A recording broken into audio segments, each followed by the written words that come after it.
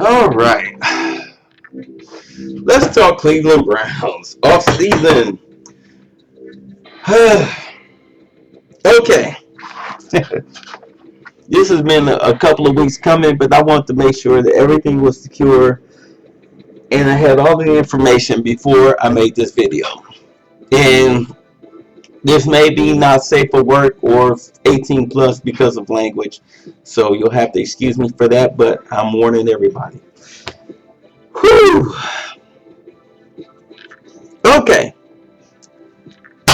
let's get into it. Last season, of course, the past 2 seasons, we were swindled by a talk the talk but not walk the walk head coach. Oh my goodness. Oh my goodness. Oh my goodness.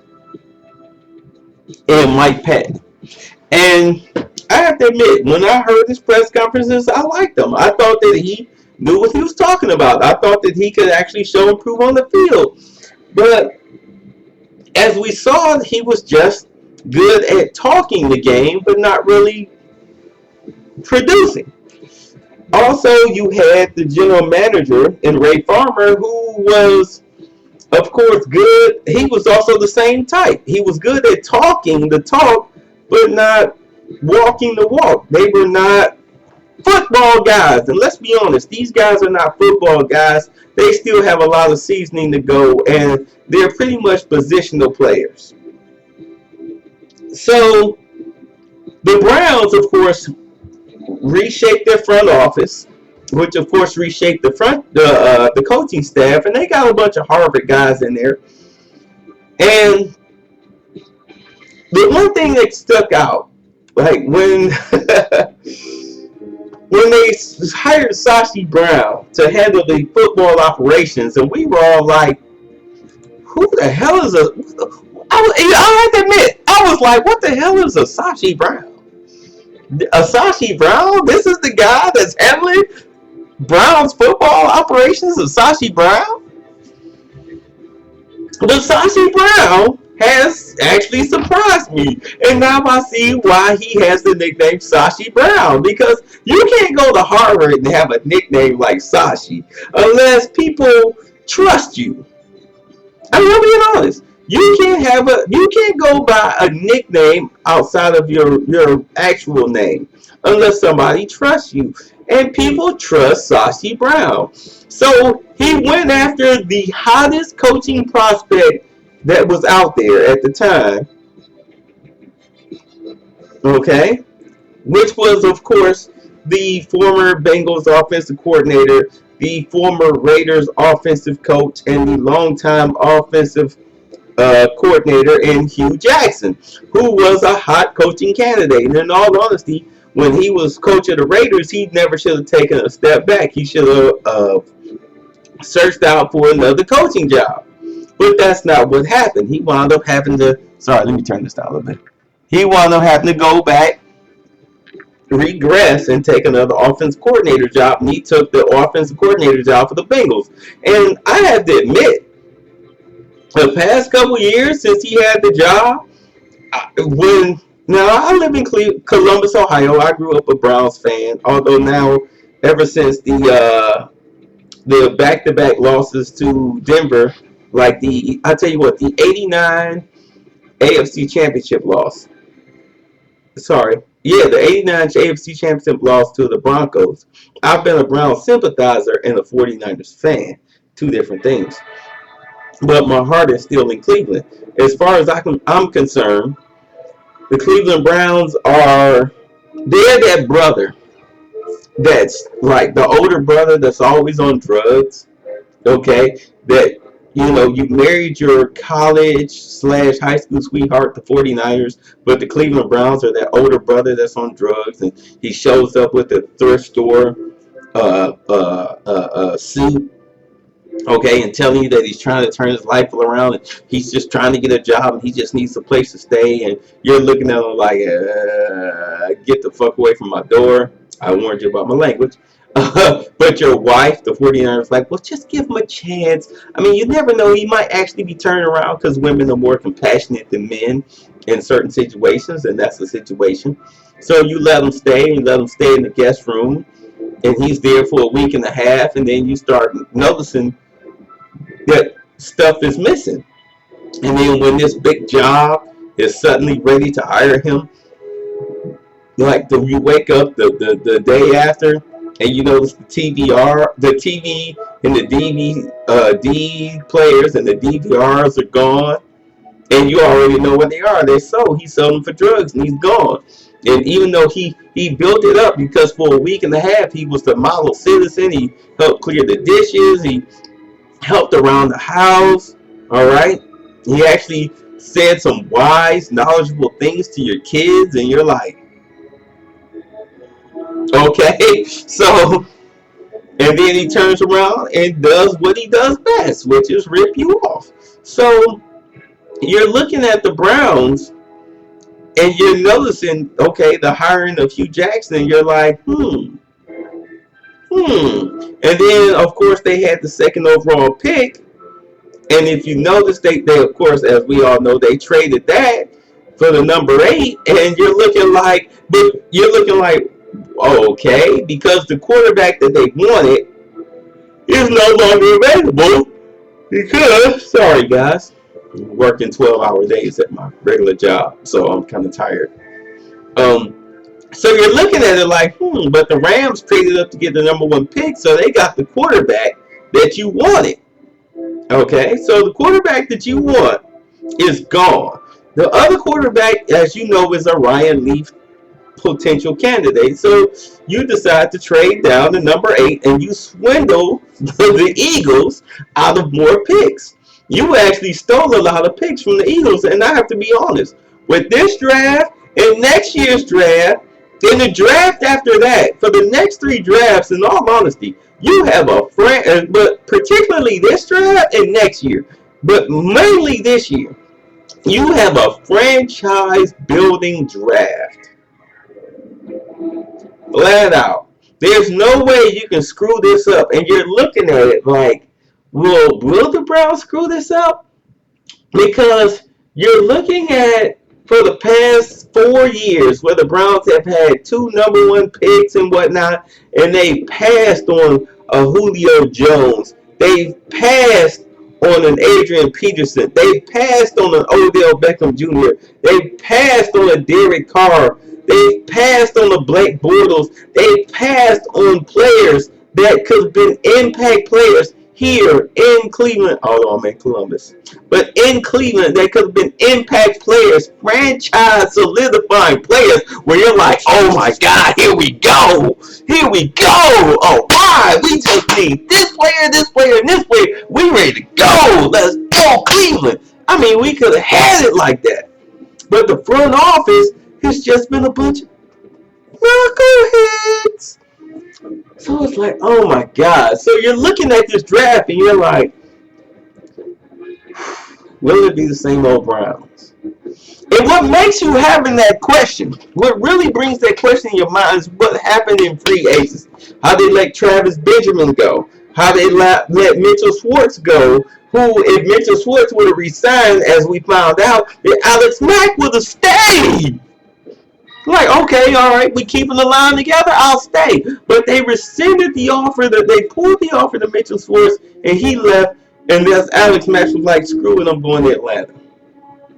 And I know people are saying, well, last year their offensive line was bad. But yeah, the offensive line was bad because you fired Andy Mueller and then replaced him. You let his garbage assistant, who pretty much fetched him coffee, coach the offensive line, and thus the offensive line looked bad, which was the biggest strength of the Browns team, was that offensive line, because you had some solid number 1 picks in Mack, Schwartz, Bitonio, and Thomas. You had 4 out of 5, and Greco has been holding his own with those people. Like, yeah, I wasn't a number 1 pick, but damn it, I'm right up here with these guys. You notice Greco is not being replaced. Nobody's looking, nobody's talking about replacing Greco. Nobody's looking or talking about replacing Thomas or Bitonio. Bitonio came in as a rookie. I'm watching the preseason and my focus was on Bitonio. Okay, I got my book and I'm like, well, what is Bitonio about to do? Oh my God, he blew this guy 10 yards off the ball. He blew this guy 5 yards off the ball. He blew this guy 12 yards off the ball. I'm looking at Bitonio. Bitonio is going to be an Alex Mack only at left guard. I mean, I'm sorry, Thomas only at left guard instead of left tackle. Bitonio is a solid Hall of Fame possible candidate player. So you have to restart. You have to replace and restart your offensive line. You had some free agent signings, but I think you're going to have to spend some draft picks in order to get those guys up there. Draft picks and some coaching. You're going to have to get that offensive line rebuilt. Now, the Raiders, of course, started their offensive line. Their offensive line became solid with a bunch of quote-unquote milk names, but that's because of coaching. So can the Browns offensive line coach get these guys who are now replacing potential legends and Hall of Famers? Can you get him to get those guys to perform at a decent level? All right, and then you let go of Craig Robertson. You let Gibson go in free agency. All right, so it's like, wow. So now you have to work on your defense and particularly your secondary. Can you get Gibson? All right. What is his name? Good Lord. Sorry. Oh my God. Can you get Good Lord. Is he even on here? Is he even listed? Justin Gilbert. Can you get him to perform as the #1 pick? All right, because as far as I was concerned, I'm like, trade Joe Hayden for a #1 and a #3. Get 2 picks for him. Also trade Joe Thomas. Get a #1 and a #3 for him. Pick him. All right, get some picks for him. Just if you're going to burn the franchise to the ground and start from ground zero and start it back up, then let guys who, by the time you call yourself being a winner, who will be past their prime, let them get a chance at winning. But the Browns decide to hold on to them. Okay, they're cornerstones. Whatever. Sorry, like I said, I'm tired. But here you go now. All right, you have all of these picks. You swindled the Eagles for draft picks. All right. In the way I think, and people are talking about the running game. In all honesty, until you get solidified, because you have 2 #1 picks this year, the #8, of course, overall, and the 32nd overall that you got from the Patriots. In all honesty, the way I'm looking at it, I would say with your first pick, I would get Ezekiel Elliott if he's available. If Ezekiel Elliott goes, then I would say get Joey Bosa. And then with your 32nd pick, I don't care who's out there, get the top-rated wide receiver that you have out there, because Josh Gordon cannot stop smoking weed, which pisses me off, you stupid fuck. Him and Johnny Manziel, good Lord. Johnny Manziel, of course, is already rich because of his family ties or whatnot. But Josh Gordon, you've come from nothing. Bruh, weed is not an addictive drug. You just a fucking pothead. You cannot muster the will to stop smoking marijuana. Therefore, you are, in all honesty, as I have to admit, you are a dumbass person. You are an idiot of a human being. And there's no hope for you. So in all honesty, if I was the Browns, I would go ahead and cut him and be done with him. Just be done with him. You can't get anything for him. And if you go ahead and let him go in free agency like you did Johnny Manziel, a team may take a chance on him, but they're going to realize, wow, if you can't make the garbage-ass Browns roster, I know you can't make ours. So you let him go. Let Josh Gordon go. He's a tremendous talent, but he can't stop Puffy, Wuffy. So fuck him. Get him out of here. Be done with him. Anyway, I would take at the 32 pick the best wide receiver available. And then in the second round, I would take the best wide receiver available. And then after that, I'm showing up pieces. I'm getting, if you're not the best player available after that at a need position, then I'm not taking you. But I would take the best need positions available with every single pick after that. Period. Period. And then you bring in the free agents and you see who can do what. That the scouting department has said, hey, this person has potential, that person has potential. Here you put them in and see what you can do. At quarterback position, in all honesty, I think Robert Griffin III, RG3, I really think he is the answer.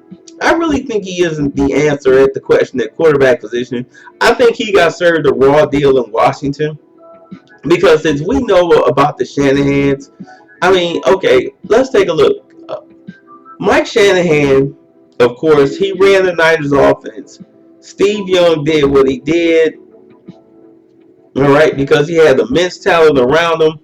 And the Niners, you have Jerry Rice, John Taylor, Ricky Waters, Steve Young, Brent Jones. You had those, and Tom Rathman. You got six weapons. Well, they wound up replacing Tom Rathman at the time with um, good lord, I cannot think of that fullback's name. What is that brother's name? I can't think of his name, but whatever. He was a very athletic fullback. All right, at that time, it'll come to me. Um, so of course you double Jerry Rice. Of course you have to worry about Brent Jones. Of course you have to worry about John Taylor, and then you have to worry about Ricky Waters, and therefore you're playing nickel. All right, you're playing nickel and dime coverages. You can't come at the 49ers with a basic 3-4 or a 4-3 set back in 1994. They will eat you alive, and that's what they did. They ate teams alive that year that they won that Super Bowl. They just murdered people. They just needed to get their offensive line together, and when they did, they did. So, of course, Mike Shanahan's offense with the Niners looked good. Mike Shanahan then moved on to uh, from there, where did he go? I think he went to the Raiders and that didn't work. No, it was beforehand. He wound up going to the Redskins. Where did Mike Shanahan go? At either bet, he wound up going to the Redskins as his last stint because he'll never be offered another head coaching job again. He went to the Redskins and he picked the right pieces in the puzzle, but he got RG3. And what it was, he wanted RG3 to be a pocket quarterback, and RG3 is now the pocket quarterback. And he kind of hindered his growth by running his college offense. And yes, it was enough to get them to the playoffs. But the following year, 10-hour days, 10 and 12-hour days. So after that, he tried to run a conventional offense and run it his way. But RG3 and the Redskins camp did not work with him on that, so therefore it hindered his development. Plus, they didn't have all the pieces in place. Now, I thought it was a brilliant move for the Redskins to draft. After they drafted RG3 in the fourth round, they drafted Kirk Cousins. I really wanted the Browns to trade for Kirk Cousins, especially that when he beat them in that game 3 years ago when RG3 was injured. You should have traded for him, but they did not do that because the Redskins wanted two number ones, which was smart, but at the time was overpriced. But now that we have RG3 and we have Hugh Jackson, who was an offensive guru, quarterback guru, all right, we're hearing the things that are coming out of training camp that RG3 is looking like a superstar. He's looking like the RG3 that everybody expected him to be. But he's under a 2-year contract. And I get the feeling after the second year, after the first year, he's going to renegotiate his contract, depending on if the Browns are smart enough to get wide receiver help for him. All right? So if they do that and he renegotiates, I would say you go ahead and give him franchise quarterback money. I'm being honest. You give him franchise quarterback money and you get help around him because I really think that he is a slimmer version of Cam Newton. I really do. He is. because Cam Newton was pretty much the Carolina's offense the past 4 years. If he would have had wide receiver help last year, when they went to the Super Bowl, when they lost to Denver, if he'd had wide receivers that could catch who weren't garbage cans posing as wide receivers, they would have beat Denver. Because all Denver did was just wall them off with their linebackers, let the outside linebackers edge rush. They kept them in the pocket. Okay, just shadow them and let their secondary play man to man, and kept Cam Newton from running. But if you give RG3, who is the same prototype, same type of quarterback, if you give him wide receiver help, you can try to wall off and play man to man all you want to. RG3 gonna beat you to death. He gonna beat you with his arm because he's got wide receivers out there that can make the catches. Unlike the Carolina Panthers. So wide receiver is a strong necessity. And I think if not this draft, next draft, they really should go after that. Now,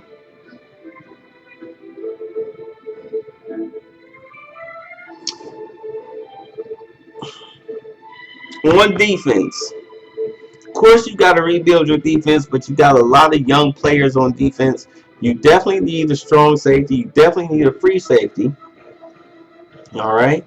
You need to coach up your cornerbacks. All right, somebody opposite of Joe Hayden, and you need to put Joe Hayden in that weight room so he won't get hurt. And I think that was probably the biggest problem with the Browns the past couple of years is that their strength and conditioning was utter garbage. It was bullshit. All right, it was Camp Cupcake. Camp Cupcake is now over, from what I'm understanding. All right, these guys are actually being, hey, if you don't break the huddle right, get back in that huddle and start over. Do it right. Little things, the details, the little minute details are now being paid attention to with this new coaching staff under Hugh Jackson, this new front office regime under Sashi Brown. All right. So our whole thing as Browns fans, what we're really looking at, we're really hoping that the draft. This is what we're looking for. We're looking for this Thursday coming up. We're looking at the draft like, okay, who are you gonna pick? Who's gonna be the picks? Because this draft, they say that it's deep in some areas. It's deep at like linebacker. It's deep at what is it? Cornerback. It's deep at not at wide receiver, but you've got tight ends. It's deep in certain positions. It's not deep at quarterback, but it's deep in certain positions. And I'm not really worried about the quarterback. If you have Cardale Jones available to you in the fourth round, I would say take him. I would say take him. Not because I'm an Ohio State homer, but because I know what Cardale Jones could do. Cardale Jones came in uh, off the bench and beat Wisconsin in the championship game, beat Alabama in the playoff game, and then beat Oregon in the college Super Bowl. All right, under a good offensive coordinator who wound up leaving after that to be a head coach, and you got some garbage guy at offensive coordinator who even JT Barrett. Well, we need to put JT Barrett in it. JT Barrett didn't even have the same success because the offensive coordinator was bad at calling games. And Urban Meyer put too much trust in him. But I know the reports that are out against Cardale Jones, but of course, you're dealing with racism and stupidity and people who don't watch Ohio State football games. So therefore, that's their opinion. But who gives a damn about bullshitters' opinions? All right? Those of us who were here in Ohio, who watched Ohio State play, we know what Cardale Jones could do. We know if you get him a solid offensive coordinator and some weapons, we know that brother will murder you. So, I would say, if he came out last year, he would have been a high second round pick. But, with the offensive coordinator at Ohio State who called garbage games, it killed Cardale Jones' stock. So if he's available in the fourth round, I would say pick him up and then put him in that coaching room because they say he can't read the high-low. Well, then let's find out if he can't read the high-low. And if he can't read the high-low, then you teach him how to read the high-low. And therefore, you have a suitable AFC North type of quarterback ready to go if, just in case RG3 gets hurt. So you're really not missing a beat. You're replacing a wiry quarterback with a tree trunk of a quarterback who can do the same thing that the wiry one can. And that's your future. You're solid for at least 3 to 4 years to the extension of his contract until he's ready to call himself the bounce or somebody wants to trade for him because they like, wow, the Browns did a good job in molding and developing this guy. Like, yes, we did. And in all honesty, I would trade the starter over the backup and let the backup, who was younger, get the start. Anyway, yes, I would draft Ezekiel Elliott because you need a through running back punch. If you're not going to have, you're going to have rookie wide receivers. You need to have a solid ground and pound ground game. And yes, I would draft Ezekiel Elliott, and yes, he would be my starter because I would pound and pound and pound until you, and then you put in, and on third down. In all honesty, Duke Johnson would be my third down back. He would be my third down back where I could either hand it off to him out of the shotgun, hand it off to him under center, or throw it to him because he's now an extra wide receiver. And Crowell would be my solid, okay, we definitely need to run this because he can't fucking catch. He would be my running guy. All right, for where, okay, we need quickness. Okay, it's 3rd and 1. We don't need power because they stack in the box. We need somebody who can bounce it outside. Okay, here you go. I'm putting in Crow. Crow, bounce this shit outside. You can get it. Tight end, seal this block. Wide receiver, seal that block to the inside. Make them force them inside, and we can go. Boom. Here's Crow, and Crow will bounce it outside. And he's got enough speed and power to choo-choo and juke move. Choo-choo-choo, but boom, bust it through on the outside and get the first down. Gain the 3 on 3rd and 1. So yes, I would do that. I would have a 3-headed monster at running back like that. And try to develop some wide receivers and not get my quarterback killed behind a garbage offensive line or inexperienced offensive line, as they call it. And hope that my defense is solid enough to get some stops. Plain and simple. So that's what we're waiting on. That's what we're looking at. That's what we're waiting on. And hopefully we can get it done. Now,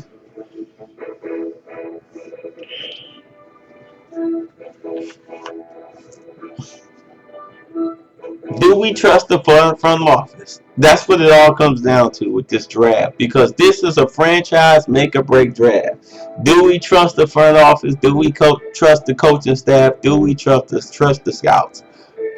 We have to see. We have to see. Sorry, y'all. I'm tired. Man, y'all have no idea how tired I am. We have to see. After this, I'm taking a nap. So here we go. Let's go, Brownies. Here we go. Hopefully we can get it done. All right, y'all. Peace out. This is Raw Dogs Radio. See you guys in the regular, in the preseason. I'll see you guys after the draft when I do my after draft show. So look.